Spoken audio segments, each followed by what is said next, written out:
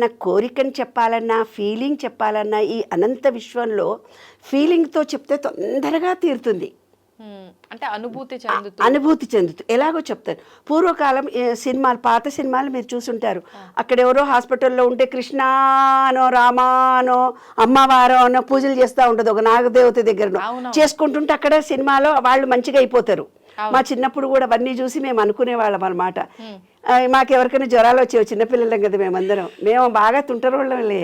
మేము 6 మా పెద్దమ్మ పిల్లలు 20 మంది పిల్లలం ఇంట్లో. ఏముందమ్మా దేవుడి దగ్గరికి వెళ్ళి పూజ చేసుకోపో, పూజ చేసి ఒక పాట పాడిపో, వాడికి జ్వరం తగ్గిపోతుంది. వాడికి అమ్మవారు పోసే జ్వరం వచ్చే ఉంటుంటది, వాడు ఏదో ఫ్రాక్చర్ అయ్యే ఉంటాడు. దేవుడికి వెళ్ళి పూజ చేసుకొని వచ్చేసి బుట్టు తీసుకొని తెచ్చి పెట్టడం. ఎందుకంటే సినిమాలే కదా మన జీవితాన్ని ప్రభావితం చేసేవి. That is right.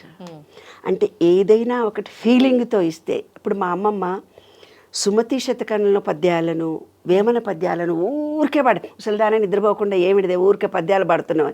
అప్పుడు నేను ఆలోచించుకునేదాన్ని, చిన్న వయసు పిల్లని కదా, అమ్మమ్మతో పెరిగాను కదా, అరే రోజు 1000 మంది 1,00,00,000 మంది పుస్తకాలు రాస్తున్నారు, కానీ వేమన పద్యాలకి సుమతి శతకాలకి ఎందుకంత గొప్ప వాల్యూ ఉంది?